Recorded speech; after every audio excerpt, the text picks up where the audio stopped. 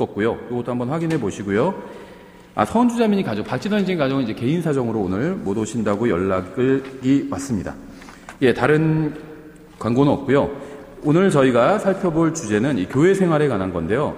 일단은 이제 본문은 고린도전서 14장 40절로 잡았습니다.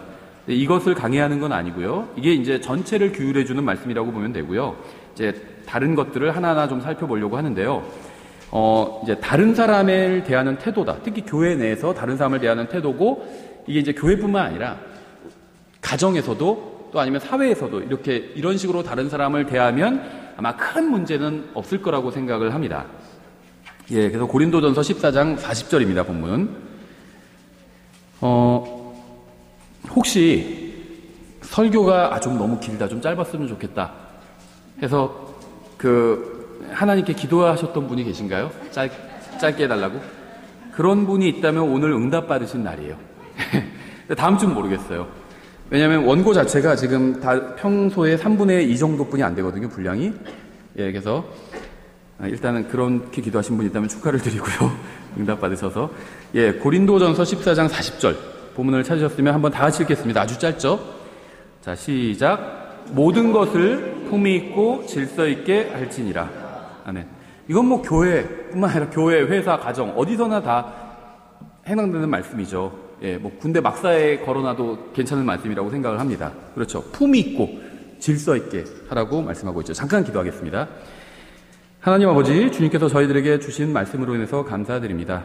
저희가 주님의 말씀대로 또 교회에서 행하고 또 가정에서 또 직장에서 행하고 또 서로가 서로를 이렇게 주님의 말씀대로 대할 수 있도록 도와주시기 원합니다. 예수님의 이름으로 기도드렸습니다. 아멘. 저는 교회가 좀 기본적으로 병원과 같다고 생각합니다. 물론 이제 교회는 성경에서 군대로 묘사하고도 있죠. 어떤 면에서냐면 이제 마귀와 영적 전쟁을 싸운다는 면에선 군대와 같아요. 그렇죠. 또 교회는 가정과 같습니다. 하나님 아버지를 다 모시고 있잖아요. 그래서 혈연 관계예요. 인척 관계. 이 사람은 내 형제고, 이 사람은 좀 나이가 나보다 20살 차이 나면 내 삼촌과 같고, 한 30살 정도 차이 나면 내 부모님과 같고, 주님 안에서 다점을 이루고 있는 겁니다. 그렇죠. 주님 안에서 다 구원받았으면 다 형제자매지 무슨 부모님과 같다고 얘기하냐? 아니에요. 예수님께서 십자가에서 돌아가실 때 마리아를 요한한테 소개할 때 너의 자매다 이렇게 소개해 주지 않으셨죠. 네 어머니다 이렇게 소개를 해주셨어요. 그렇죠. 어머니 뻘이거든요. 요한한테 있어서 마리아는 그러니까 어머니라고 소개를 해주신 거예요. 그렇죠. 그게 자연스럽습니다. 하나의 거대한 가족과 같아요. 그렇죠. 물론 이제 그런 면도 있고요.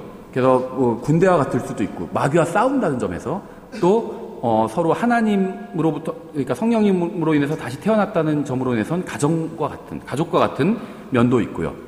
그리고 영적으로 문제가 있는 사람들이 모였다는 점에선 또 병원과 같다고 생각합니다. 이 세상에 영적으로 문제가 없는 사람은 없어요. 다 영적으로 문제가 있는데 이제 교회로 모인 사람은 그걸 자각한 사람이죠. 누가 병원에 가죠? 아픈 사람이 갈 것 같지만, 병이 있는 사람이 갈 것 같지만 아니에요. 자기가 뭐가 문제가 있다고 생각하는 사람이 병원에 갑니다. 그렇죠. 실제로 암이, 예를 들면 저는 잘 모르지만 예를 들면 암이 몸속에 침투해도 바로 인지하는 게 아니잖아요. 저희 어머니도 1년 후에 인지하셨거든요. 몸이 약간 이상한데 약국에 가서 이제 잘 아는 약사님한테 물어보니까는 그거 그 증상이면 한번 병원에 가보세요 이렇게 얘기를 했대요. 근데 그냥 어머님들이 좀 참잖아요. 아주 심한 건 아니라서 참았대요. 그러다가 1년 후에 도저히 못 참겠어서 병원에 갔더니 진행된 거예요. 1년 동안 암이. 근데 이제 지금은 다행히 다 완치가 되셨어요. 그러니까는 암세포가 들어왔다고 해서 뭐가 요소가 생겼다고 해서 갑자기 바로 인지하는 게 아니죠. 나중에 알게 돼요. 그래서 자기가 뭔가 이상하다, 아픈 것 같다, 아프다, 내가 병이 걸렸나 보다 이러면 이제 병원에 가서 치료를 받기 시작하죠. 그러니까 병이 걸린 사람이 병원 가는 게 아니라 자기가 이제 인지한 사람이 병원에 가요. 그렇죠. 아픔을 느끼는 사람이. 교회도 마찬가지라고 생각합니다. 모든 사람이 하나님 앞에서 다 죄인으로 태어났죠. 죄를 지었어요. 하나님 앞에서는 다 병자와 같습니다. 환자예요. 그런데 자기가 이제 환자라는 걸 인정한 사람이 병원에 가는 거죠. 내가 본다고 그러면은 잘 안 보이면서도 잘 보인다고 생각하면 치료받으러 가지 않잖아요. 뭔가 잘 안 보여요. 그럼 이제 치료받으러 가는 거죠. 병원과 같아요. 그래서 교회는요, 뭔가 좀 부족한 사람이 오는 건 상관없습니다. 뭘 잘 몰라요. 그것도 상관없어요. 병원에 아픈 사람이 오면 안 되는 게 아니잖아요. 아픈 사람이 와야 되는 거잖아요. 그렇죠? 근데 병원에 같이 입원해 있는데 어떤 사람 팔이 다쳤고 어떤 사람 다리가 다쳤어요. 저도 예전에 정형외과 병동에 잠깐 입원했던 적이 있거든요. 다리 문제로. 어떤 분은 막 팔이 문제가 있었던 분도 있어요. 기부스하고 저는 다리가 그래서 다리도 그러고. 근데 서로 놀린다면 어떨까요?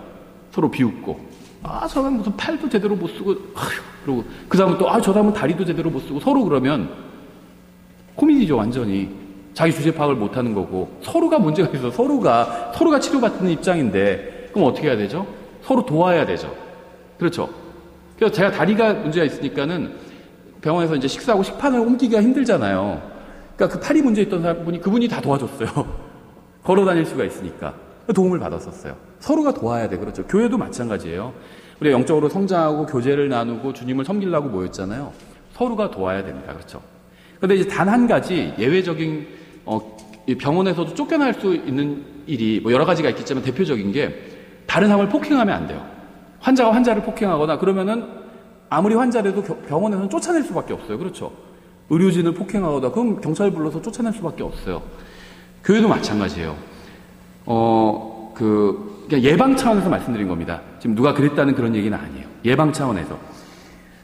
서로가 돕고 서로가 격려하고 이래서 살아야 되고 세상에서 얼마나 힘든 일이 많아요. 그러니까 서로가 서로를 격려하고 그러면서 주님 오실 때까지 함께 생활을 해나가는 거거든요. 교회는. 이제 다른 사람을 함부로 비판하거나 정죄하거나 이러면은 같이 생활하기는 어려워진다는 겁니다. 그런데 이거는 교회뿐만 아니라 병원에서도 그랬죠. 제가 말씀드린 것처럼 다른 사람을 때리거나 이러면 안 되죠. 회사에서도 마찬가지죠. 가정에서도 마찬가지예요. 네. 자녀가 있는데 막 계속 비판하고 뭐라고 하면 자녀가 어떻게 하는 줄 아세요? 집 나가요. 그렇죠. 크면은 집 나가요. 독립해서 나가버려요. 같이 도저히 살 수가 없다고 그러고. 그렇죠. 그러니까 같이 살고 같이 생활하기 위해서는 기본적인 원칙들이 있다는 겁니다. 아주 기본적인. 제가 1년 전에 4월 달에 이런 설교를 했어요. 교회를 즐겁게 다니는 방법이라는 설교를 했습니다. 비슷한 내용인데 이제 좀 다른 관점의 설교였어요. 아마 기억나지 않으실 거예요. 무슨 내용인지. 간단히 말씀드리면요. 5가지를 말씀드렸는데요. 첫 번째는 이제 하나님을 사랑하면 교회를 즐겁게 다닐 수 있다. 하나님을 사랑하면. 두 번째는 하나님의 말씀을 사랑하면 교회를 즐겁게 다닐 수 있다. 세 번째는 하나님의 자녀들을 사랑하면 교회를 즐겁게 다닐 수 있다. 우리가 성경에서도 뭐라고 하죠? 하나님을 사랑한다고 했고 하나님의 다른 형제를 미워하면, 왜냐하면 그 형제는 하나님의 자녀잖아요. 다른 형제를 미워하면 그건 거짓말쟁이라고 그랬죠. 어떤 분이 저한테 목사님 너무 사랑합니다. 근데 목사님 애들은 꼴 보기 싫어요. 그러면 저를 사랑하는 게 아니에요. 그렇죠. 저를 사랑하면 저희 아이들도 사랑합니다. 그렇죠. 하나님을 사랑하고 하나님 말씀을 사랑하고, 목사님 너무 사랑하지만 목사님 말을 안 했으면 좋겠어요. 이러면 저를 사랑하는 게 아니에요. 그렇죠. 하나님을 사랑하고 하나님 말씀을 사랑하고 하나님의 자녀들을 사랑하고 하나님의 일을 하는 하나님의 사역자들을 사랑하면 교회 생활이 즐거워요. 이 사랑은요, 명령입니다. 명령이에요. 이게 사랑이 잘 안 되는데 방법이 있어요. 사랑할 수 있는. 이거는 제가 이제 나름대로 터득한 거예요. 저도 잘 안 되지만. 하나님께서는 분명히 사랑하라고, 너희는 서로 사랑하라 이렇게 명령하셨잖아요. 근데 잘 안 되잖아요. 어떤 사람은 좀 사랑이 잘 되는데 어떤 사람은 사랑이 잘 안 되는 경우도 있어요. 그럴 때 어떻게 하면 되냐면요. 그 사람을 위해서 기도를 해보세요. 사랑하게 돼요. 그래서 저는 이런 생각이 들 때가 있어요. 이게 제가 이건 진리다 이런 말씀을 드리는 거 아니에요. 그냥 저만의 추측이고 생각인데, 예수님께서 우리를 사랑하시잖아요. 왜 사랑하실까요? 사랑받을 만한 우리가 사랑스러워서 사랑하실까요? 아닐걸요. 여러분 서로 보세요. 사랑스럽나? 별로 안 사랑스러워요. 말도 잘 안 듣고 하나님의 뜻대로 살지. 생각해보세요. 지난 일주일간의 삶이 하나님의 뜻대로 정말 이제 저희가 아이들한테 말하는 식으로 하면 예쁘게 행동하고 예쁘게 말했는지, 너 예쁘게 말해야 돼 이렇게 얘기하거든요. 믿게 말할 때가 있어요. 믿게 말한 적 있지 않나요? 믿게 행동할 때가 있고. 저는 다른 사람은 몰라요. 저 자신이 그럴 때가 있었거든요. 지난 당장 일주일만 봐도 내가 봐도 하나님의 말에 들지 않게 말하고 행동한 적이 있는 것 같아요. 그렇죠? 하나님 보시기엔 어떠겠어요? 내가 내 기준으로 봐도 내가 부족한데, 지난 일주일간의 삶이 제 기준으로 봐도 부족해요, 저는. 그런데 하나님의 기준으로 보면 어떨까요? 사랑스러울까요? 전혀 사랑스럽지 않아요. 그렇죠? 예수님이 저를 사랑하시는 이유가 제가 사랑스럽기 때문에 사랑하는 건 아닌 것 같아요. 그럼 왜 사랑하실까요? 저를 위해서 기도해주고 계시잖아요. 이 기도가요, 마음을 바꿔줘요. 기도는 변화시키는 건데 뭘 변화시키냐면 하나님을 변화시키는 것도 아니고 다른 사람을 변화시키는 것도 아니고 나의 마음을 변화시키는 거예요. 그래서 기도하라고 하시는 거예요. 그 기도할 거리들을 주시는 거고 다른 사람을 위해서 기도하면 그 사람을 사랑하게 돼요. 예, 미워하면서 그 사람을 위해서 계속 이건 힘들거든요. 예, 그래서 교회를 즐겁게 다니는 가장 기본적인 원리는요, 사랑하는 거예요. 다른 사람을 사랑하는 거예요. 그러니까 하나님을 사랑하면요, 하나님과 관련된 것들을 사랑해요. 하나님을 사랑하면 하나님 말씀도 사랑하고, 하나님의 자녀도 사랑하고, 하나님의 사역자들도 사랑하고, 하나님과 관련된 것들을 다 사랑하게 됩니다. 그러면 교회 생활이 즐거워요. 그래서 제가 종종 그런 예를 들잖아요. 예. 어떤 여자를 누구 소개로 만나는데, 이상형이에요. 딱 만나니까. 너무 예뻐요. 중국에서도 저도 예전에 기사를 봤는데 그런 일이 있었다고 그러더라고요. 그 채팅으로만 서로 누가 사귀었다가 이제 사진 같은 것만 이렇게 보는데 사진 같은 게 좀 이렇게 과장되게 포토샵을 해서 보내는 경우가 있잖아요. 만나니까 막 후회하고. 그래서 실제 너무 예쁜 여자라고 생각하고 막 채팅하고 이제 만나자고 해서 만났는데 전혀 다른 사람이 나온 거예요. 그래가지고 때렸다고 하더라고요. 그냥 가지 왜 때렸는지를 모르겠어요. 근데 반대인 경우도 봤어요, 예전에. 만났는데, 그 사진으로 보던 것 이상으로 너무 아름다운 거예요. 그 다음에 그래서 기절을 했대요, 남자가. 너무 예뻐서. 그러니까는, 뭐냐면 자기가 누굴 만나서 사랑하는 사람이다. 시간도 안 아까워요. 돈도 안 아깝고. 그렇죠. 왜 그럴까요? 사랑하니까. 사랑할 사람 만나니까 하나도 아깝지가 않아요. 근데 사랑하지 않는 사람을 만나. 내가 평소 너무 싫어하는 스타일이에요. 누가 소개해줘서 만났더니. 그럼 어떻죠? 다 아까워요. 시간도 아깝고, 그렇죠? 다 아까워요. 그래서 어떤 후기들 보면, 누가 하는 얘기들을 보면, 잠깐 화장실 갈게요 하고 도망가는 사람도 있다고 하더라고요. 아까우니까 시간이. 돈도 아깝고. 사랑하느냐 아니냐에 달려있어요. 어떤 사람들과 즐겁게 어울릴 수 있느냐 아니냐, 사랑하느냐 아니냐에 달려있어요. 이 사람이 부족해도 사랑하면 괜찮습니다. 아깝지 않아요. 즐거워요. 그 사람과 함께 있는 게. 그렇죠. 그래서 어떤 분이 이러더라고요. 어떤 청년이 예전에, 저도 청년 때, 누가 이제 소개시켜줘서 딱 여자가 마음에 들어요. 근데 이 사람이 아직 예수님을 안 믿는 것 같아. 그러면 아주 천천히 알아들을 수 있게 얘기를 해주겠대요. 요번 만났을 땐 조금 얘기해주고, 그 다음에 받아들일 수 있으면 다음 만났을 때 또 조금 얘기해주고, 이렇게. 한꺼번에 다 쫙 얘기하면 이 사람이 거부하고 갈 수도 있잖아요. 그 마음에 안 들면 한꺼번에 아주 과격하게 복음을 전하겠다고 하더라고요. 그렇죠. 마음에 안 드니까 그런 거겠죠.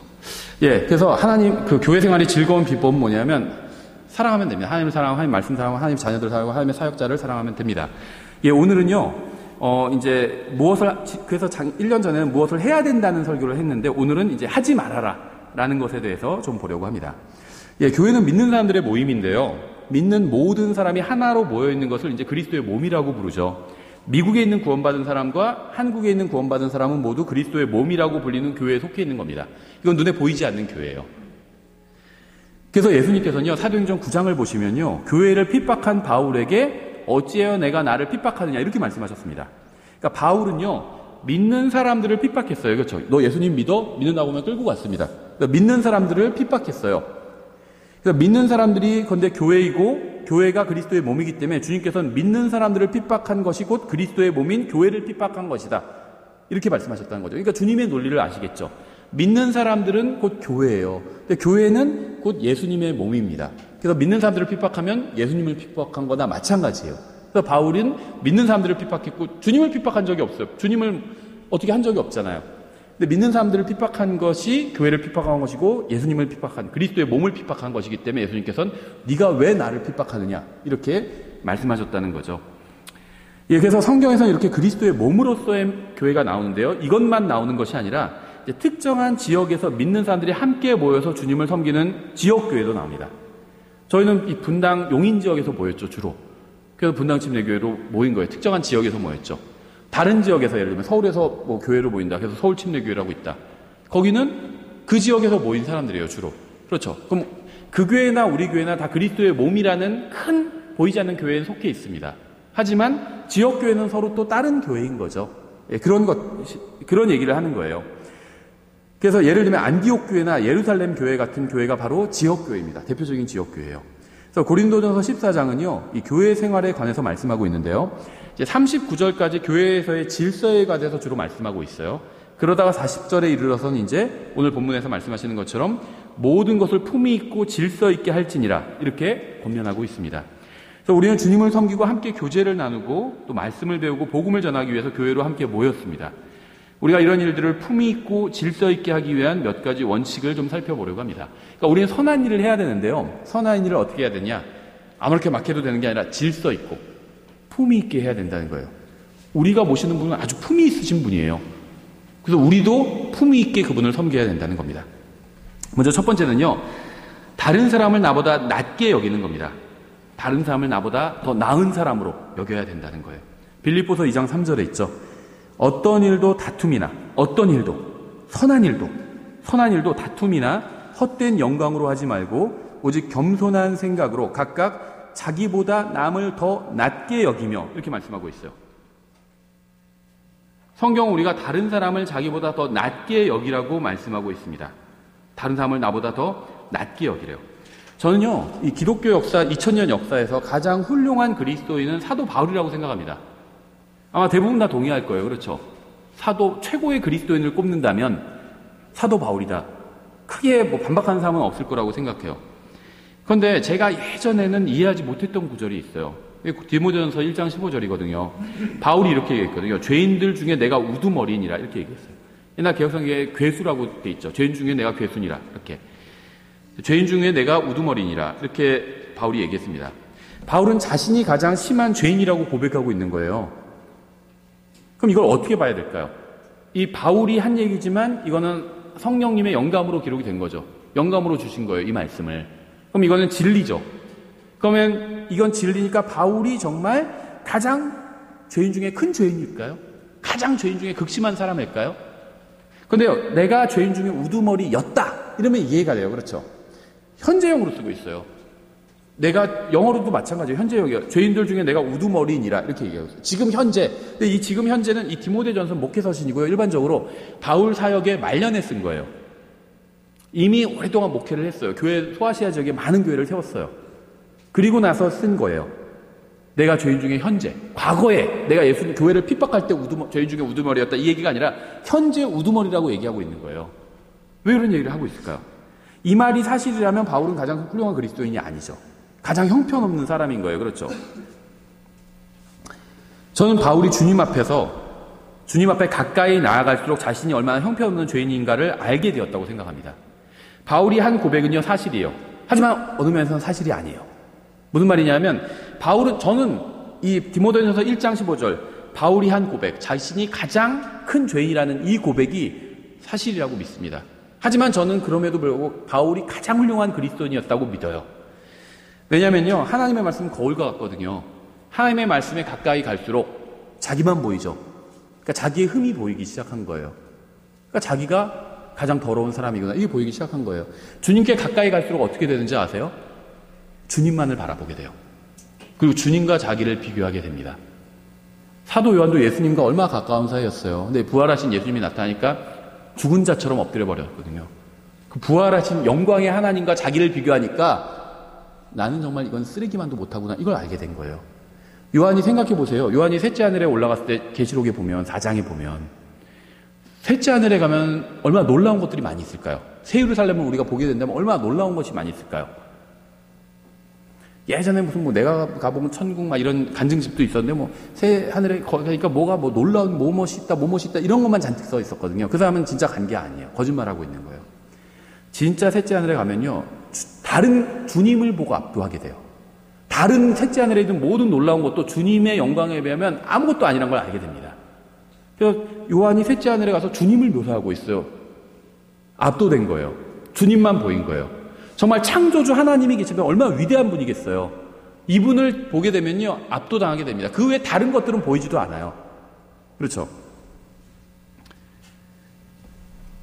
사도 바울은요, 주님께 가까이 나가는 거예요. 그러니까 다른 사람은 보이지 않습니다. 자기보다 부족해 보이는 사람은 보이지 않아요. 주님과 자기만 비교가 된 거예요. 그랬더니 한없이 자기가 너무나도 형편없는 사람이라는 걸 알게 된 겁니다. 다른 사람이 중요하지 않다는 걸 안 거예요. 하나님 앞에서는요, 자기뿐이 없어요. 하나님의 그리스도의 심판석에서도 나 홀로 하나님 앞에 서게 되고요, 다른 사람이 아니라 나에 대해서 각 사람이 자신에 대해서 회개보고를 하게 된 거거든요. 그러니까 자기에 대해서 회개보고를 하는데 자기는 하나님 앞에서 죄인인 거예요. 가장 심한 죄인이라고 그 고백을 할 수밖에 없었던 겁니다. 그렇죠? 우리는 나보다 못한 사람과 비교하면서 그래도 내가 꽤 괜찮은 사람이라고 착각을 해요. 나보다 못한 사람과 비교해서. 다른 사람을 기준으로 삼는 것은 이건 잘못된 기준입니다. 특히 자기보다 못해 보이는 사람을 기준으로 삼는 것은 이건 더 대단히 잘못된 거예요. 다른 사람 기준으로 삼을 때 항상 자기보다 잘난 사람과 기준으로 삼지 않죠. 그래도 내가 이순신 장군과 비교하면 꽤 괜찮은 사람이다. 이렇게 하는 사람은 없어요. 형편없는 사람, 연쇄살인마 이런 사람과 비교해서 그래도 내가 그 사람에 비하면 그렇게 큰 죄인이 아닌데 내가 왜 지옥에 가야 돼? 이렇게 얘기한다는 거죠. 근데 하나님은요, 그 아주 극심한 유영철 이런 연쇄살인마와 비교하시는 게 아니에요. 예수님과 비교해서 예수님과 이순신 장군도 아니고 예수님과 비교하세요. 그러니까 하나님 앞에서는 부족함으로 드러날 수밖에 없는 거예요. 자신이 가장 큰 죄인이라고 바울이 고백한 이유는요, 그가 다른 사람과 자신을 비교했기 때문이 아니라 예수님과 주님과 자신을 비교했기 때문이었습니다. 우리도 이렇게 비교해야 돼요. 다른 사람과 비교하지 마세요. 저 사람들에 비하니까 난 열심히도 있고 나는 괜찮다. 이렇게 생각하면요, 크게 착각하고 있는 거예요. 하나님의 심판의 기준은 다른 사람이 아니에요. 그래도 네가 다른 사람에 비하니까 조금 낫구나. 이렇게 판단하시는 분이 아니에요. 하나님의 말씀, 이게 심판의 기준이고요. 하나님의 말씀이신 예수 그리스도가 심판의 기준이에요. 예수님과 비교해 보시면 됩니다. 예수님과 비교해 봤더니 그래도 내가 충분하다. 이러면은 된 거죠. 근데 그럴 리가 없겠죠. 예. 한없이 그래서 사람은요, 겸손해질 수밖에 없어요. 하나님을 알면 알수록 겸손해질 수밖에 없어요. 신앙생활 제대로 못하는 사람이나 교회도 제대로 안 나오는 사람, 이런 사람과 비교하지 마세요. 전도도 하지 않는 사람, 성경도 읽지 않는 사람, 이런 사람과 자신 비교하지 말고요, 예수님과 비교해 보세요. 그래야 됩니다. 그러면 우리도 바울과 같은 마음을 갖게 되고요, 바울과 같은 고백을 하게 돼요. 하나님, 제가 하나님 앞에서 가장 큰 죄인입니다. 이 고백을 하게 된다는 거예요. 제가 지금 매우 중요한 사실을 하나 말씀드리겠습니다. 여러분 주위를 한번 둘러보세요. 주위를. 여러 사람들이 앉아있죠. 오늘 좀 많이 빠졌지만 여러 사람이 앉아있어요. 여러분 주위에 있는 사람 중에요, 여러분보다 못한 사람은 아무도 없어요. 여러분 주위에 있는 사람 중에 여러분이 가장 큰 죄인이라고 생각한다면 바르게 생각한 겁니다. 근데 우리 교회에서 누가 가장 큰 문제하고 죄인이야? 아, 그 형제 잘못 생각하고 있는 거예요. 우리 교회 문제는 여러분이에요. 저 기준은 저예요. 여러분 기준은 여러분이에요. 마귀가 지은 죄는요, 살인도 아니고 간음도 아니었어요.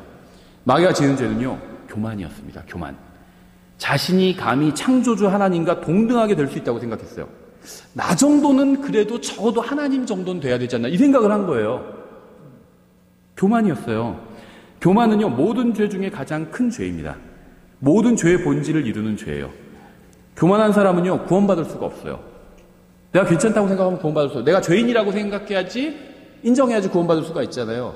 내가 여기 아프다는 걸 인정해야지 치료받을 수가 있잖아요. 이 사람 딱 보니까 막 다리가 썩어가는데, 괜찮아요. 뭐 낫겠죠. 치료받을 수가 없어요. 썩은 걸 뭐 도려내든지 어떻게 하든지 잘라내든지 뭐를 해야 돼요. 그렇죠. 자기가 자기 아픈 걸, 자기 그 상태를 인정하지 않는다면 치료받을 수가 없다는 거죠. 교만한 사람은 구원받을 수가 없어요. 모든 사람이 다 구원받을 수 있는데 교만한 사람은 구원받을 수가 없어요. 그렇죠. 자신이 하나님 앞에서 죄인이라는 사실을 시인하고 예수 그리스도께서 그 죄값을 치러주셨다고 믿어야 구원받을 수 있습니다. 하나님께서는 교만한 사람은 구원하실 수가 없어요. 구원받은 사람이 교만해지면요, 어떻게 되냐면 하나님께서는 그 사람을 쓰실 수가 없습니다. 교만한 사람은 쓰실 수가 없어요. 교만은 예수님이 아닌 다른 사람을 바라볼 때 생겨나게 됩니다. 그것도 주로 자기보다 못한 사람을 바라볼 때 생겨나게 돼요. 다른 사람보다 자신이 낫다고 생각하기 때문에 교만해지는 거예요. 내가 더 성경을 많이 알고 있고 많이 읽고 있고 더 성경을 많이 연구하고 있고 더 열심을 내고 있고 더 전도도 많이 하고 있고 더 헌금도 많이 하고 있고 그렇게 생각하기 때문에 교만한 거예요. 수입이 비슷한데 나는 헌금 많이 하는데 저 사람 헌금도 별로 안 하고 내가 훨씬 신앙이 낫다. 이렇게 생각하는 게 교만한 거예요. 다른 사람 눈에는요, 티가 있지만 내 눈엔 뭐가 있는 줄 아세요? 들보가 있어요. 그래서 이렇게 말씀하고 있죠. 마태복음 7장 1절부터 5절에. 너희가 판단을 받지 아니하도록 판단하지 말라. 너희가 무슨 판단으로 판단하든 그것대로 판단을 받고 너희가 무슨 척도로 재든 그것대로 너희가 다시 평가를 받으리라. 너는 어찌하여 내 형제의 눈 속에 있는 티는 보면서 내 눈 속에 있는 들보는 깊이 생각하지 못하느냐. 혹은 보라, 내 눈 속에 들보가 있는데 내가 어찌 내 형제에게 이르기를 내가 내 눈에서 티를 빼내게 하려느냐. 너 위선자여 먼저 내 눈에서 들보를 빼내어라. 그 뒤에야 내가 분명하게 보고 내 형제의 눈에서 티를 빼내리라. 먼저 여러분에 있는 들보를 빼내야 됩니다. 그리고 나서 다른 형제의 눈에 있는 티를 뺄 수 있는 거예요. 전 마찬가지예요. 먼저 제 눈에 있는 들보를 빼내야 돼요. 여러분도 각자가 다 마찬가지예요. 그렇죠? 그래서 첫 번째 원칙은 다른 사람을 나보다 더 나은 사람으로 여기라는 겁니다. 나보다 못한 사람은 없어요. 내가 수입이 더 높아서, 내가 좀 더 좋은 학교 나왔으니까, 내가 좀 더 좋은 집에 사니까, 내 IQ 조금 더 높은 것 같으니까, 내가 더 잘났다고 생각한다면 그건 큰 오산이에요. 하나님은 그렇게 평가하지 않으세요. 예. 두 번째는요, 다른 사람을 변화시키려고 하지 말아야 됩니다. 전 이거를 많이 봤어요. 그리고 저도 과거에 이런 잘못에 빠진 적이 있었습니다. 예전에. 즐거운 교회 생활을 하기 위한 두 번째 지침은 다른 사람을 변화시키려고 하지 않는 것입니다. 우리는 말씀을 읽고 말씀대로 살고 말씀을 전하라는 부르심을 받았죠. 말씀을 읽어야 되고요. 그 말씀대로 살아야 되고요. 또 그 말씀을 전해야 됩니다. 그렇죠. 또 우리는요, 우리 자신을 변화시키라는 명령을 받았어요. 로마서 12장 2절이죠. 너희는 이 세상에 동화되지 말고 오직 너희 생각을 새롭게 함으로 변화를 받아 하나님의 그 선하시고 받으실 만하며 완전하신 뜻이 무엇인지 입증하도록 하라. 우리는 이 세상에 동화되지 말고요. 그러니까 세상이 하라는 대로 다 하지 말라는 거예요. 생각을 완전히 새롭게 함으로 변화를 받아. 예전 생각은 잘못됐다는 겁니다. 하나님의 말씀으로 생각을 완전히 새롭게 해야 된다는 거예요. 하나님의 그 선하시고 받으실 만하며, 세상이 받으실 만한 게 아니라, 우리 교회 기준에 합당한 게 아니라 하나님께서 받으실 만하면 완전하신 뜻이 무엇인지 입증하라는 명령을 받았습니다. 이렇게 하려면 먼저 생각을 새롭게 함으로 변화를 받아야 된다는 거예요. 하나님께서 우리에게 다른 사람을 변화시키라고 명령하신 적이 단 한 번도 없어요. 놀랍죠? 꼭 하셨을 것 같은데 없어요. 세상을 변화시켜라 이런 명령하신 적도 없습니다. 예전에 세상을 변화시키자 이런 복음 선거도 있었거든요. 그래서 세상을 변화시켜서 그리스도의 계절이 오게 하자 이랬는데 그런 거 오지 않아요. 변화시킬 수가 없어요. 그런 명령을 하신 적이 어떻게 세상을 변화시켜요? 있을까요? 변화시킬 수 있을까요? 못 시켜요. 어떻게 변화시켜요? 당신의 한 표로 세상을 바꿀 수 있다. 거짓말이에요. 한 표로 어떻게 바꿔요? 못 바꿔요. 대부분은. 그렇죠. 대통령 선거 한 표로 차이로 당락 결정되는 거 보신 적 있어요? 없어요. 그렇죠. 물론 이제 투표를 독려하기 위해서 하는 말이겠죠. 나쁜 말이라는 건 아닙니다. 그런데 현실은 사실과 좀 다르다는 거예요. 세상은 거대하고요. 나는 너무 작아요. 내가 세상을 변화시킬 수가 없어요. 우리는요, 우리 자신을 변화시키라는 명령을 받았어요. 세상을 변화시키라고 하신 적이 없어요. 그건요, 누가 하실 건 줄 아세요? 하나님이 하실 거예요. 옛 하늘과 옛 땅을요, 새 하늘과 새 땅으로 변화시켜 주실 겁니다. 하나님께서 하실 거예요. 그건 창조주가 하실 수 있는 일이에요. 우리는 못해요. 다른 사람을 변화시키라는 명령도 받은 적이 없습니다. 여러분이 변화시켜야 될 유일한 사람은요, 바로 여러분 자신이에요. 이건 할 수 있어요. 그렇죠? 나 자신은 내가 변화시킬 수 있어요. 여러분 자신이 변화되면요, 모든 문제가 다 달라지게 됩니다. 우리 교회의 문제가 무엇인지 아세요? 다른 사람이 아닌 바로 여러분 자신이에요. 우리 교회가 왜 부흥하지 못하는지 아세요? 성경을 읽지 않는 저 자매 때문이 아닙니다. 복음을 전하지 않는 저 형제 때문이 아니에요. 생각의 변화를 받으라는 하나님의 말씀을 거부하는 나 자신 때문이에요. 우리 교회 문제는요, 다른 곳에 있지 않아요. 다른 형제나 다른 자매 때문에 우리 교회가 성장하지 못하고 주님의 뜻대로 일하지 못하는 것이 아니에요. 바로 여러분 각 사람, 나 자신 때문에 우리 교회가 좋은 교회가 되지 못하는 겁니다. 제가 읽은 아주 강력한 정말 부흥 설교 두 책을 읽은 적이 있는데요. 하나는 그 맥스웰이라는 분이 쓴 세계 선교 전면전이라는 책이에요. 복음에 관한 아주 열정을 불러일으킨 아주 훌륭한 책이에요. 두 번째는 이제 교회 부흥에 관한 책인데요. 레오나드 레이븐힐이라는 분이 쓴 원래 제목은 부흥은 왜 오지 않는가 요 제목인데요. 그 부흥은 왜 더디 오는가 이런 제목인데 우리나라 말로는 다른 식으로 했어요. 무릎 부흥 이런 식으로 번역이 되어 있어요. 제목이. 근데 원래는 부흥은 왜 오지 않는가 이런 제목이에요. 근데 거기서 무슨 얘기냐면 부흥은 이제 챕터가 여러 개 있는데 부흥은 왜 오지 않는가 해놓고 이제 일단 먼저 목사님들에게 말씀드리겠습니다. 독사 중에 목사들도 있으니까 부흥은 바로 당신 때문에 목사 때문에 오지 않습니다. 이렇게 얘기를 해요. 쭉 이유를 설명해요. 그 다음에 이제 집사님들에게 말씀드리겠습니다. 다음 부분에 이렇게 하면 부흥은 왜 오지 않는가? 바로 집사 때문에 부흥은 오지 않아요. 얘기를 해요. 그 다음에 무슨 주일학교 교사에게 말씀드립니다. 부흥은 당신 때문에 오지 않습니다. 각자 다 당신 때문에 부흥이 오지 않는 거지 다른 사람 때문에 부흥이 오지 않는 게 아니라 이렇게 얘기를 합니다. 한 사람이 변화되면 변화될 수 있어요. 그렇죠. 이게 그냥 하는 말이 아니라 생각해보세요. 작은 불씨 하나가 일어나면 전체가 다 막 산불이 나잖아요. 어느 불씨 하나가 먼저 일어나면 산불이 날 수가 있다는 겁니다. 그렇죠. 내가 부흥하면 우리 교회가 부흥할 수 있어요. 다른 사람에게 책임이 있지 않아요. 다른 사람에게 책임을 지어서 어쩔 거예요. 그 사람 막 강제로 너 부흥해 막 이렇게 할 수가 없잖아요. 할 수가 없어요. 내가 다른 사람을 바꿀 수가 없어요. 그렇죠. 내가 바꿀 수 있는 건 나예요. 다른 사람은 못 바꿔요. 그래서 성경에서는요, 불가능한 명령을 하지 않거든요. 다른 사람을 변화시켜라 이렇게 명령하고 있잖아요. 못해요. 어떻게 변화시켜요? 다른 사람을 어떻게 변화시켜요? 속담도 많이 있잖아요. 말을 뭐 우물가까지 끌고 갈 수 있어도 먹일 수는 없다 이러잖아요. 못 먹여요. 어떻게 먹여요? 내가 먹어야지 먹는 거죠. 나는 할 수 있어요. 내가 물을 마실까? 아니 안 마실까? 내가 결정할 수 있어요. 그렇죠. 여러분이 진정으로 하나님의 말씀을 믿는다면 다른 사람을 누군가를 변화시키려고 하지 마십시오. 성경에 그런 말씀이 없어요. 왜 다른 사람 변화시키려고 하세요?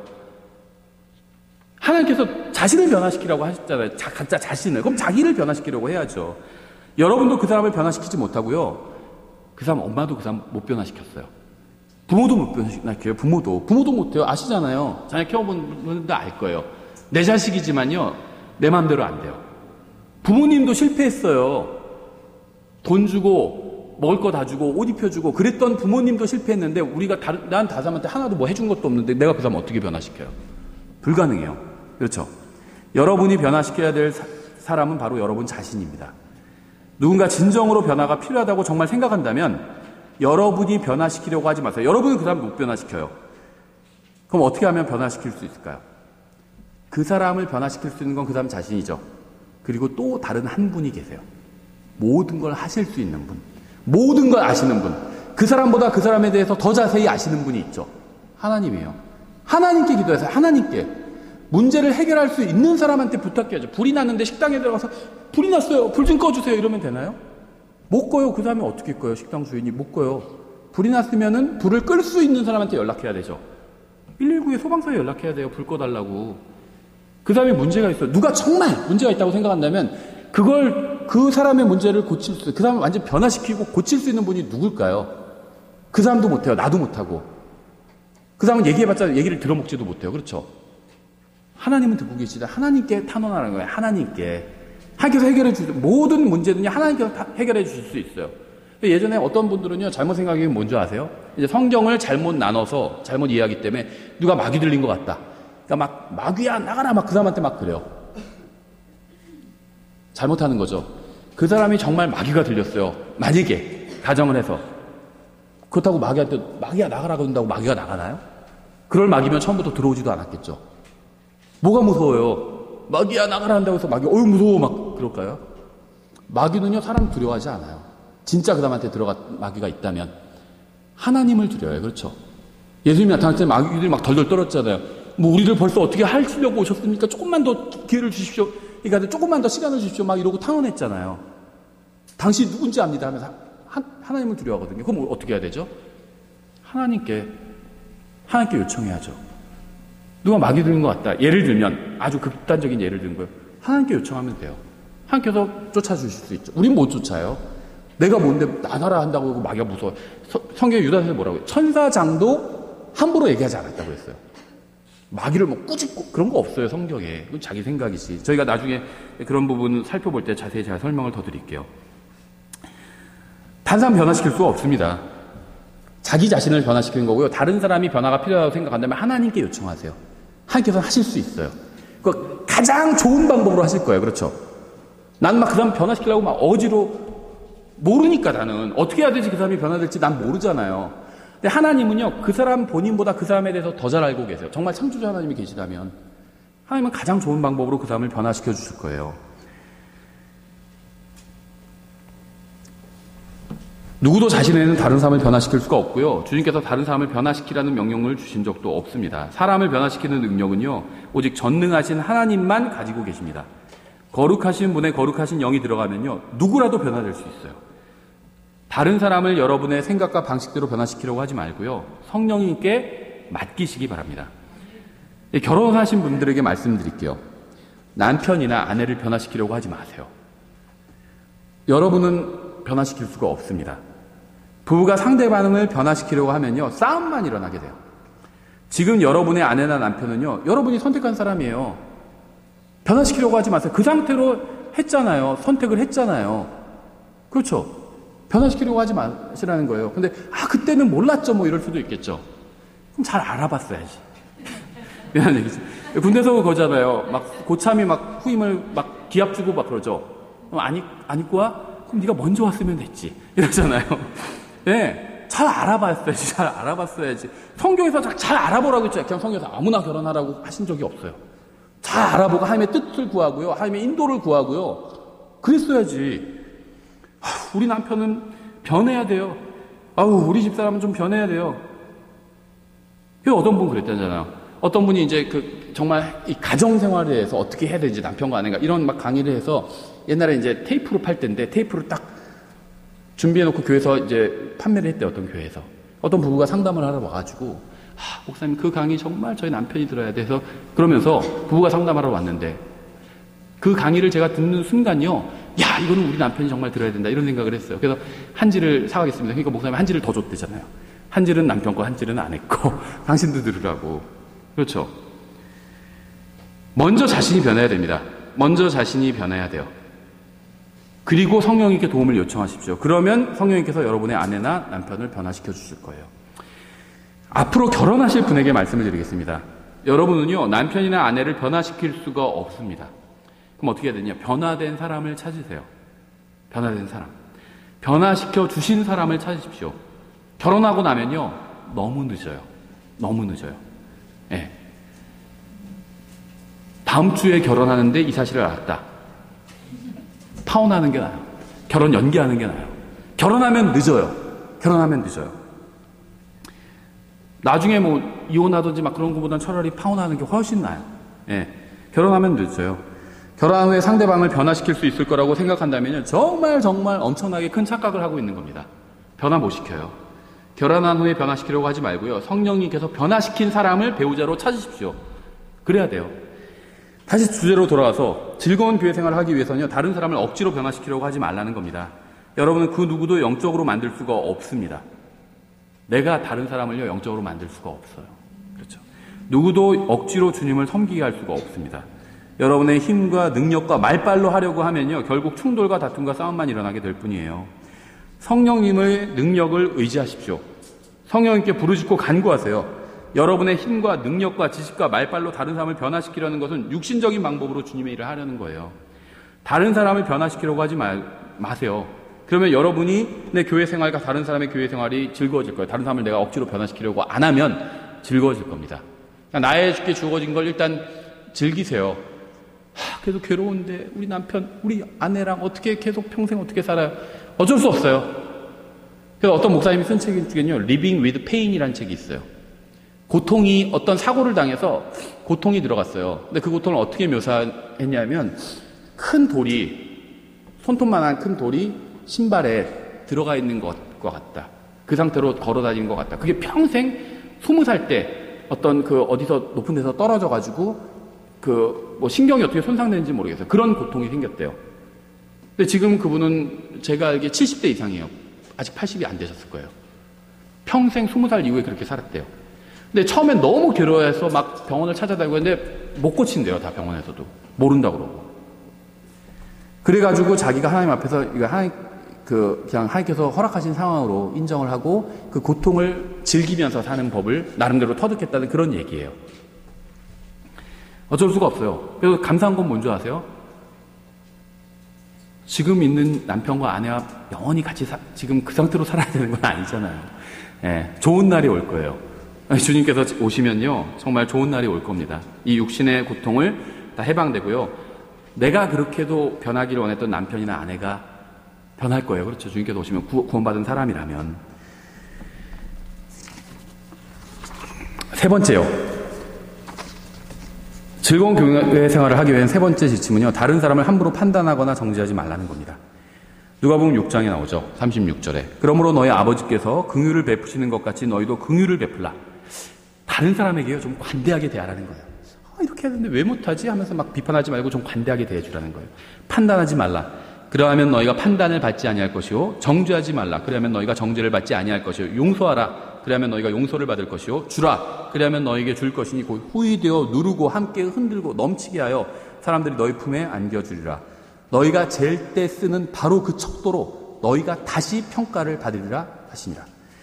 물론 우리는 무엇이 옳은지 판단해야 됩니다. 아예 이 문맥이요. 아무것도 판단하지 말라 이런 말은 아니에요. 무엇이 옳은지 판단해야 돼요. 누가복음 12장 17절에 나오죠. 참으로 또 어찌하여 너희가 너희 스스로 무엇이 옳은지 판단하지 아니하느냐 이렇게 말씀하셨죠. 옳은 것이 무엇인지 판단해야 돼요. 그런데요. 중요한 건 뭐냐면요. 판단을 하긴 해야 되는데 겉모습으로 판단하면 안 됩니다. 요한복음 7장 24절에 나오잖아요. 겉모양으로 판단하지 말고 의로운 판단으로 판단하라 하시니라. 우리는 의로운 판단으로 판단해야 됩니다. 의로운 판단이란 무엇일까요? 우리 자신의 생각이 아닌 의로우신 하나님의 말씀으로 판단하는 거예요. 마태복음 7장 2절 너희가 무슨 판단으로 판단하든 그것대로 판단을 받고 너희가 무슨 척도로 재든 그것대로 너희가 다시 평가를 받으리라.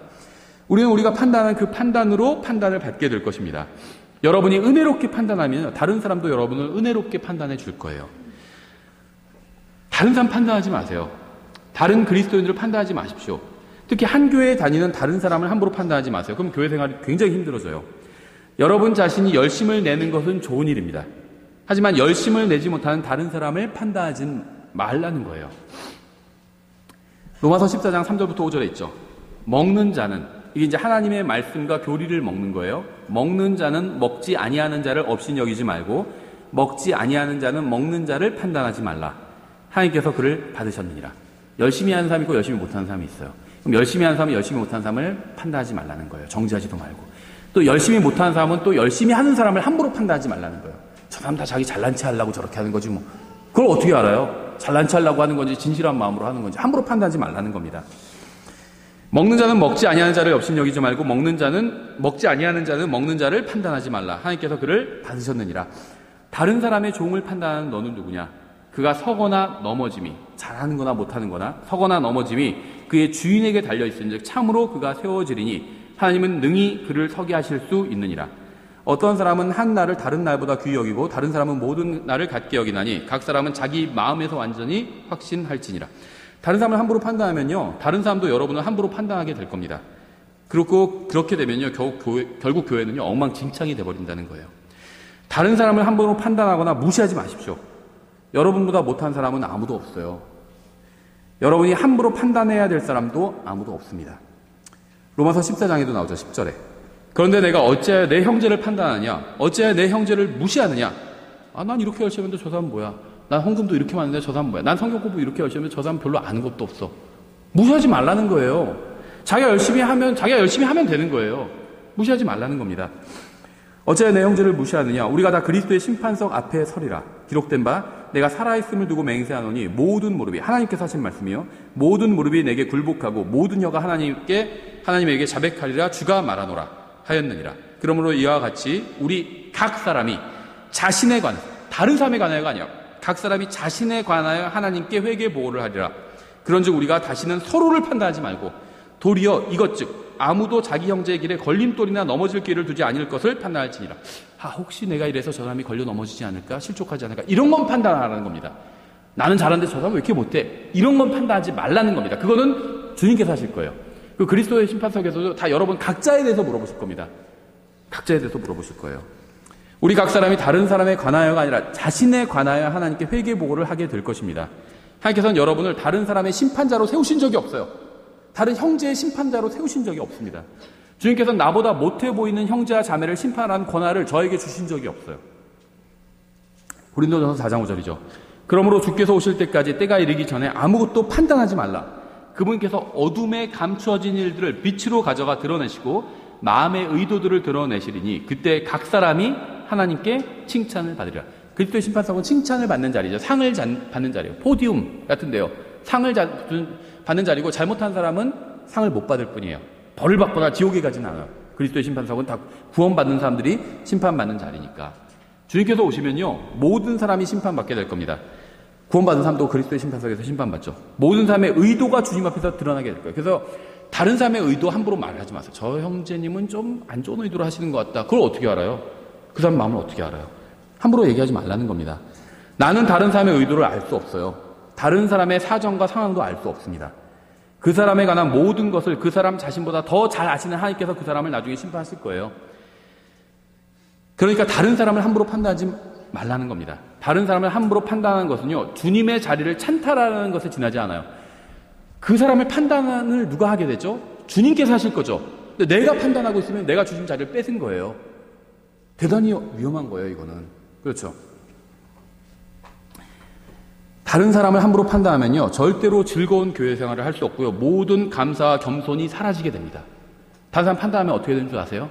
감사가 사라지고요, 겸손이 사라져요. 그리고 불평과 교만만 남게 돼요. 네 번째, 즐거운 교회 생활을 위한 네 번째 지침은요, 다른 사람은 상관하지 말고 주님만을 바라보라는 것입니다. 요한복음 21장에 나와 있죠. 요한복음 21장 20절부터 20절인데요. 참 정말 요한복음이 너무나도 그 믿음에 관해서 가르쳐주는 장이에요. 매 장마다 믿음이 무엇인지를 얘기해주고 있어요. 1장에서는 영접하는 게 믿음이다. 뒷장에서는 예를 들면 예수님을 먹는 거, 그게 사실 믿음이다. 믿으면, 예수님을 믿으면 그게 예수님을 먹은 것 같다. 그런 식으로 설명하는 거거든요. 믿음이 뭔지 설명해 주는데요. 21장에 부록처럼 붙은 이야기가 있죠. 믿음 생활을 하는 데 있어서 굉장히 중요한 얘기예요. 믿음은요, 하나님을 바라보는 게 믿음이에요. 하나님의 말씀을 그대로 그 말씀을 믿는 게 믿음입니다. 내 생각대로 믿는 게 아니라 하나님의 말씀을 믿는 게 믿음이고요. 하나님의 말씀을 믿고 하나님만 바라보는 게 믿음이에요. 요한복음 21장 20절에 그때 베드로가 돌이켜 예수님께서 사랑하신 그 제자가 따르는 것을 보았는데, 요한이죠. 그는 또한 만찬 자리에서 그분의 가슴에 기대어 주여 주를 배반하여 넘겨주는 자가 누구니까 하고 말한 자더라. 베드로가 그를 보고 예수님께 이르되 주여 이 사람은 무엇을 하리이까? 이 사람은 대단히 예수님과 친하던 사람이죠. 예수님과 이렇게 친하게 지내던 이 사람은 뭘 하겠습니까? 이렇게 물어보니까 예수님께서 그에게 이르시되 내가 올 때까지 그가 머물 것을 내가 원할지라도 그것이 너와 무슨 상관이 있느냐? 너는 나를 따르라 하시더라. 내가 올 때까지 그가 머물 것을 내가 원할지라도, 이게 무슨 말인지 약간 헷갈리죠. 근데 일단 여기서는 포인트가 아니까 넘어가고, 그것이 너와 무슨 상관이냐? 그 사람과 너는 상관이 없다. 같은 형제인데 왜 상관이 없어? 이렇게 얘기할 수 있겠지만 그건 이제 또 다른 차원의 문제고, 여기서 말하는 것은요, 다른 사람이 뭘 하면 나도 뭘 해야지, 이런 걸 하지 말라는 거예요. 다른 사람이 뭘 안 하면 나도 안 해야지, 이러지 말라는 겁니다. 상관없다는 거예요. 그가 뭘 하든지 그건 너랑 상관없다는 거예요. 너와 하나님과의 관계라는 겁니다. 다른 사람이 무엇을 하든 무엇을 하지 않든 상관하지 마세요. 만일 여러분이 주님을 섬기는 일을 한다면 다른 사람은 상관하지 말고 주님을 섬기십시오. 아, 목사님 그 형제가요 사실은요 이번 주에 주일 빠지고요 낚시 가더라고요. 이러지 마세요. 상관하지 마세요. 무슨 상관이에요. 낚시를 가든 뭘 하든 상관하지. 목사님요 그런 거 감시하는 사람이 아니에요. 어떤 분은 막 단톡방에 무슨 목사님도 들어와서 좀 이렇게 했으면 좋겠다는데, 일단은 제가 시간이 없어서 안 들어요. 저도 카톡을 안 했다 다시 깔았거든요. 엄청 오고 있어요, 카톡들이. 근데 일단은 저는 누가 저한테 질문하거나 한 건 다 이메일로 하라고 그래요. 이메일로 제가 답해 주거든요. 카톡으로 그냥 툭 던지거나 문자로 던지거나 이러지 말라고 그래요. 이메일로 하라고 하거든요. 저는 이제 시간을 아끼기 위해서 막 뜨는데 그걸 하나하나 다 보면요 저도 업무를 못 하거든요. 제가 해야 될 일들이 있는데. 그리고 또 다른 하나는요, 누가 말하다 보면 저 잘못 말할 수도 있죠. 목사도 어떤 얘기를 하다가 잘못 말할 때가 있어요. 얘기했는데 가만히 생각하면 내가 잘못 말했네 이럴 때가 있어요. 잘못 말할 때가 있는데, 전임 사역자도 어떤 성경과 이런 거에 대해서 잘못 얘기할 때가 있는데, 사람이니까 누구나 다 그렇죠. 다른 분들 잘못 얘기할 수도 있어요. 그럼 그랬을 때 목사가 갑자기 딱, 목사님 보이지도 않다가 갑자기 딱 뛰어서 형님 그렇게 얘기하면 어떡해요? 이렇게 지적하면요 이건 이상해지는 거예요. 목사는 그런 일을 하는 사람이 아니에요. 그렇죠? 사람들 감시하고 갑자기 뭐 잘못하면 갑자기 딱 얘기하고 그런 사람이 아니라는 겁니다. 그렇죠? 좀 잘못 말할 수 있어요. 좀 관대하게 여겨주라는 겁니다. 그렇죠? 다른 사람이 무엇을 하든 무엇을 하지 않든 상관하지 마세요. 만약 여러분이 주님을 섬기는 일을 한다면 다른 사람은 상관하지 말고 주님을 섬기십시오. 성경을 읽는 것이 옳다고 믿는다면 다른 사람이 읽지 않아도 여러분 성경을 읽으십시오. 그렇죠? 복음을 전하는 것이 옳다고 믿는다면 다른 사람은 상관하지 말고 복음을 전하세요. 술을 마시지 않는 것이 옳다고 믿는다면 다른 사람 다 술을 마셔도 상관하지 말고 술을 혼자 마시지 마세요. 그럼 되는 겁니다. 저도 만나는 그리스도인 중에 대부분 그리스도인을 만나죠. 어딜 가서 뭘 하든 인도를 하든 술을 마셔도 괜찮다 이렇게 믿는 분들이 있어요. 근데 이제 그 기준이 자기 생각이에요. 왜냐하면 그분이 말하는 술은 뭐냐면 소주는 당연히 안 되죠. 그분도 그렇게 얘기해요. 포도주까지는 괜찮아요. 특히 딱 가서 고기를 썰면요 이게 딱 뭐 고기에는 무슨 뭐 붉은 포도주랑 무슨 뭐 흰 포도주랑 어울리는 게 있거든요. 이렇게 얘기해요. 그런데요 저도 역사 같은 건 잘 모르지만 이게 그러면서 포도주는요, 이거는 음료수예요. 사실은 이렇게 얘기해요. 그런데 포도주가 음료수다 맞을 수도 있어요. 그 말이. 무슨 말이냐면요. 지금은 정수시설이 굉장히 좋잖아요. 우리가 물을 마실 수 있어요. 안심하고. 근데 과거에는요, 정수시설이 좋지 않았어요. 그래서 발효, 그리고 뭔가 보관하기가 좋지 않았어요. 지금처럼. 그래서 어떤 음식, 다음에 발효된 음료들이 개발되기 시작한 거거든요. 유럽에서는요, 식사하면서 남부 유럽에서는 포도주를 마셨어요. 북부 유럽은 어떨까요? 독일 같은데. 맥주를 마셨어요. 그렇죠. 근데 생각해보면, 그러면 포도주랑 맥주를 가볍게 한두 잔 마시는 건 괜찮지 않을까? 이렇게 생각할 수 있죠. 맥주나 포도주 도수가 약해요. 마셔보고 아는 건 아니에요, 제가. 그냥 아는 거예요. 맥주나 포도주 도수가 약하고 소주는 그보다 좀 더 세요. 그렇죠. 그것도 그 도수 보고 아는 거예요. 저는 몰라요. 그래서 약하니까 요것들은 좀 마셔도 되지 않을까 이렇게 생각할 수 있죠. 근데 그런 식으로 하면요, 기준이 무너지면 다 무너지게 돼요. 러시아 가면 어떨까요? 러시아에서는 식사하면서 뭐 마실까요? 맥주, 무슨 포도 이런 건요, 싱거워서 못 마셔요. 보드카 같은 거 마셔요. 40몇 도, 80도짜리도 마셔요. 그런 걸 마셔야 그 영하 20도, 30도의 추위를 견딜 수 있어요. 어떤 다큐를 봤는데 영하 20도인데요. 밖에 나서 빨래를 널고 있어요. 그러니까 한국 PD가 물어봐요. 이 추운데 와서 뭐 하시는 거니까 오늘 너무 날이 좋아가지고 빨래 널고 있어요. 영하 30도에 빨래 널면 빨래가 부러지거든요. 그래요. 우리는 날아간다 빨래가 뭐 이런 표현 쓰요. 거긴 부러진대요 빨래가. 기준이 다르죠. 러시아에선 보드카를 마셔도 된다 그리스도인이. 전 그런 얘기를 하는 건 아니에요. 이해는 가요. 안 믿는 사람이 러시아 사람이 보드카 마신다 전 정죄하지 않을 거예요. 이해가 가. 그게 중요한 게 아니거든요. 지금 예수님 믿고 구원받는 게 중요하지. 그리고 나서 이제 하나하나 하나님의 뜻대로 사는 법을 배우면 되는 거죠. 그러니까 하나가 무너지면 포도주가 괜찮다? 독일 사람들은 그럼 맥주는 왜 안 돼? 러시아 사람들은 무슨 소리야? 보드카는 왜 안 돼? 이렇게 나온다는 거죠. 성경은요, 술에 대해서 아주 엄격하게 말씀하고 있어요. 우리가 이제 오후 시간에 노아와 아담 비교해서 볼 건데요. 이 술은 사람을 항상 성경에 보면 항상 술을 마시면 그 다음에 죄를 짓는 장면이 나와요. 죄와 관련이 있어요. 범죄자들도 다 무슨 말을 하죠? 제가 술 마시고 그랬어요. 그런 얘기 하잖아요. 맨정신으로 이 범죄를 저질렀습니다. 이런 사람 거의 없어요. 그럼 오히려 사이코패스예요, 그 사람. 술 마시고 그랬습니다. 다 그 얘기를 해요. 술은 범죄와 관련이 있거든요. 그렇죠. 예, 그래서 술 마시는 게 옳지 않다고 믿는다면 술 마시지 말면 됩니다. 다른 사람 다 마셔도. 하나님의 말씀대로 사는 게 옳다고 믿는다면 그렇게 사세요. 다른 사람 다 하나님의 말씀대로 살지 않아도 상관하지 말고 혼자라도 하나님의 말씀대로 사세요. 하나님 앞에서 내가 정직하게 살아야 했다면 다른 사람 다 속이고 거짓말해도요, 정직하게 사세요. 다른 사람이 여러분과 무슨 상관이 있을까요? 다른 사람이 무엇을 하든 무엇을 하지 않든 상관하지 말고요. 여러분 오직 주님만을 따르십시오.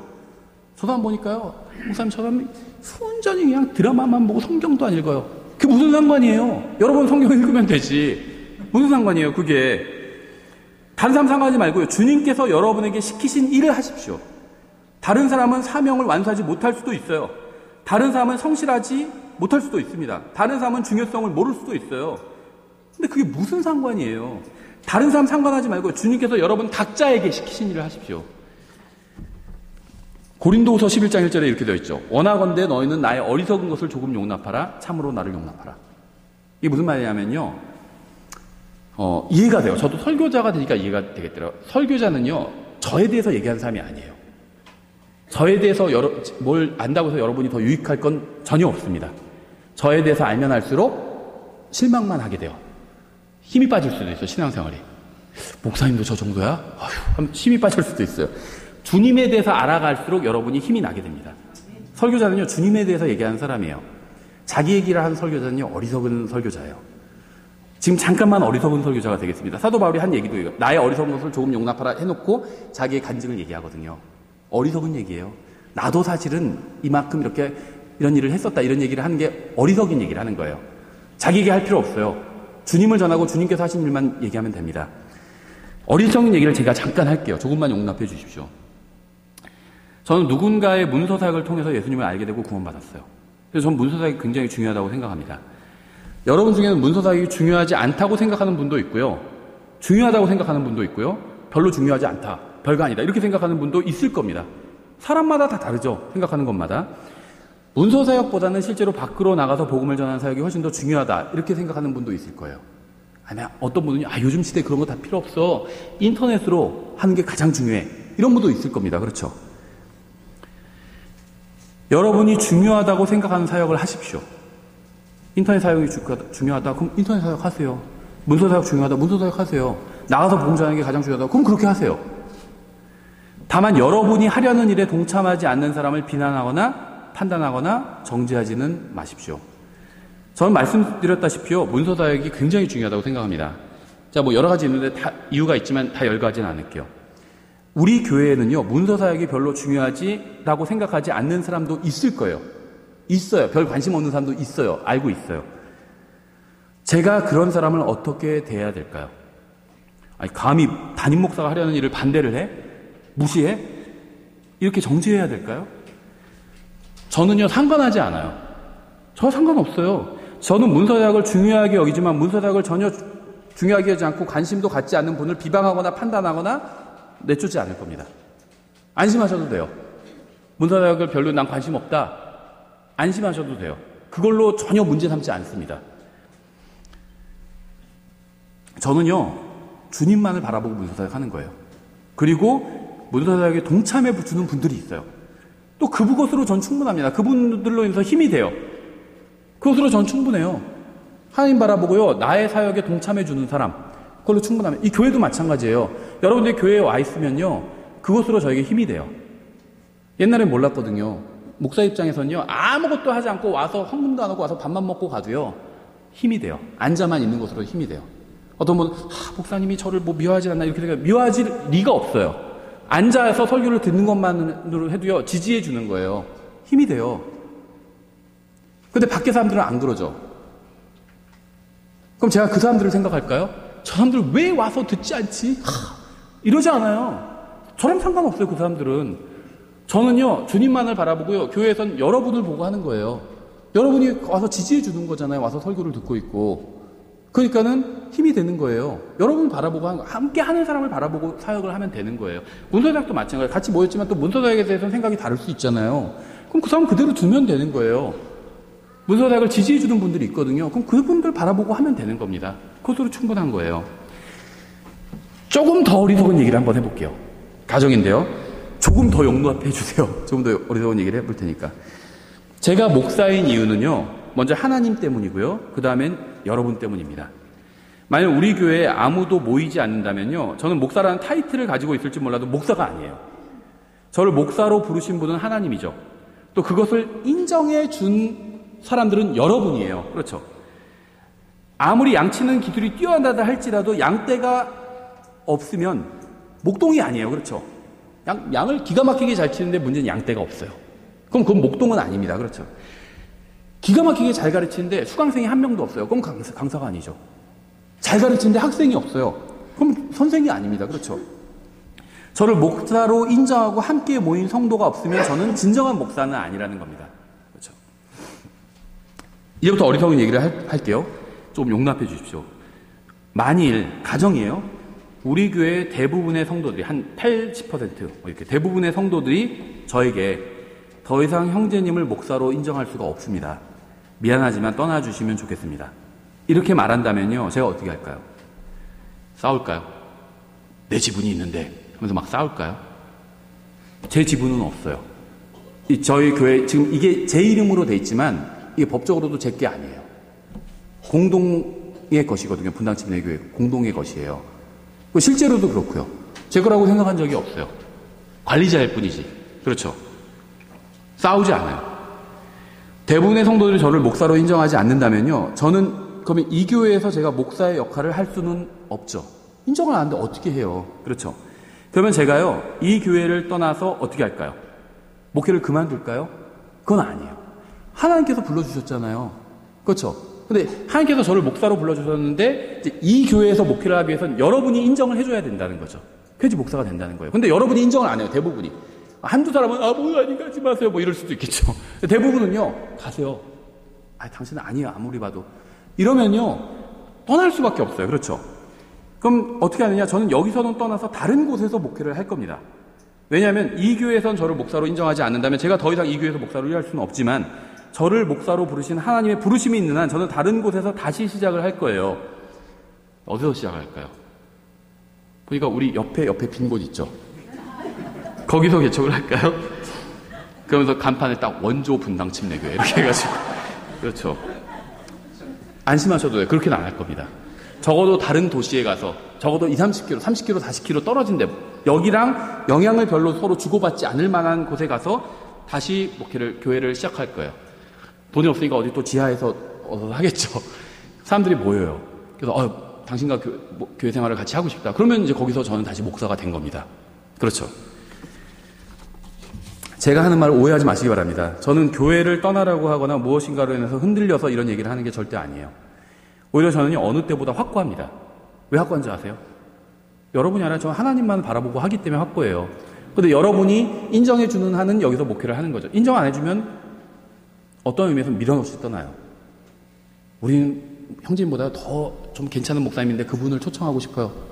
밀어넣지 떠나요. 그러면 왜냐하면 나는 다른 곳에서 다시 하면 하나님께서 시키셨으면요 할 수가 있어요. 다른 곳은 더 크게 한다 이런 말이 아니라 적게 모일 수도 있죠. 더 수는 상관이 없거든요. 하나님 앞에서는. 그렇죠. 전 흔들려서 이런 얘기를 하는 거 아니에요. 만약 여러분 중 대다수가 저를 떠나라고 하지 않는다면 저는 이 교회에 끝까지 남아있을 겁니다. 제가 말하려는 것은요, 저는 그 누구도 상관하지 않고 주님께서 저에게 맡겨주신 일을 할 거라는 얘기예요. 다른 사람이 함께하지 않아도 저는 문서사역을 할 겁니다. 다른 사람이 함께한다면 더욱 기쁘게 할 거예요. 하지만 함께하지 않는다고 해서 실망하거나 낙담하거나 포기하지는 않을 겁니다. 다른 사람을 상관하지 않고요, 주님께서 저에게 맡겨주신 일을 할 겁니다. 여러분도 그렇게 하셨으면 좋겠어요. 즐겁고 유익한 교회 생활을 하기 위해서는요, 다른 사람을 나보다 낫게 여겨야 됩니다. 나은 사람이라고. 다른 사람을 변화시키려고 하지 말고 자신을 변화시키려고 해야 됩니다. 다른 사람을 함부로 판단하지 말아야 돼요. 나중에 주님께서 오시면 모든 사람을 판단하실 것이고요, 모든 사람의 마음의 의도가 주님 앞에서 드러나게 될 것입니다. 제대로 주님을 섬기려면요, 다른 사람을 상관하지 말고 섬기세요. 옳은 일이다 하세요. 하나님의 말씀에 기록되고 옳은 일이다 하세요.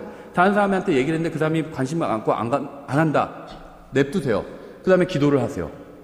하나님께서 이게 너무 중요한 일이고 저 형제가, 제가 아무리 봐도 저 형제가 또 이걸 해야 되는데 안 한다.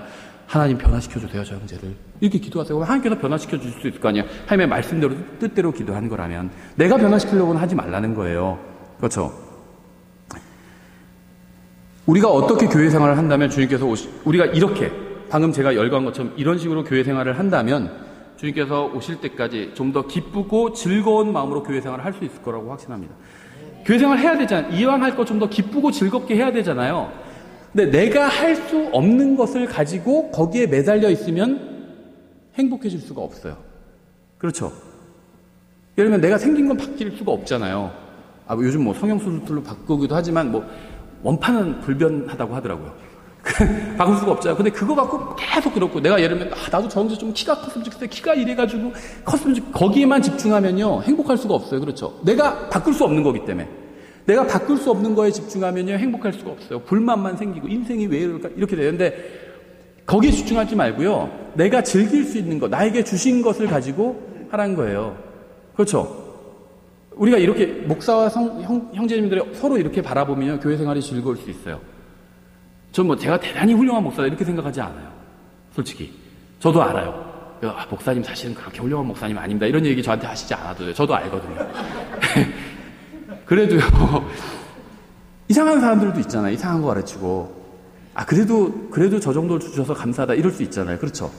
저도 반대로 여러분을 보면요, 여러분보다 훨씬 더 훌륭한 성도들도 많이 있겠죠. 훨씬 더 모이자 보면 더 잘 모이고요. 홍도 훨씬 많이 하고요. 그런 사람들이 있겠죠. 근데 또 아닌 사람들도 많거든요. 그럼 저는 그런 사람 상담하지 않아요. 이분들을 하나님께서 인도해 주신 것, 이것만 해도 너무 감사하다 이렇게 생각하거든요. 서로 그렇게 생각한다면요, 주신 것에 감사하면서 생활한다면 즐겁고 기쁘게 교회 생활할 수 있게 된다는 겁니다. 그래서 주님께서 우리 모두를 도와주셔서요, 나의 생각과 의견과 고집을 버리고 주님의 방식대로, 주님의 말씀대로 다른 사람들을 대하고 교회 생활을 하게 되기를 간절히 바랍니다. 기도하겠습니다. 하나님 아버지, 주님께서 저희들에게 주신 말씀으로 인해서 감사드립니다. 저희의 마음을 주님의 말씀에 합당하게 변화시켜 주시기 원합니다. 주님, 저희는 너무나도 무지하고 연약하고 무기력해서 정말 주님의 말씀대로 살지를 못하고 있습니다.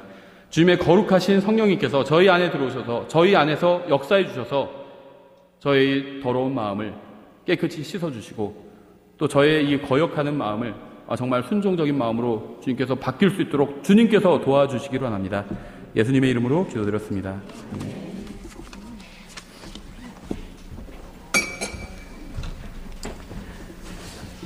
네, 다 같이 자리에서 일어나셔서 찬송가 362장 마침 찬양 하시겠습니다.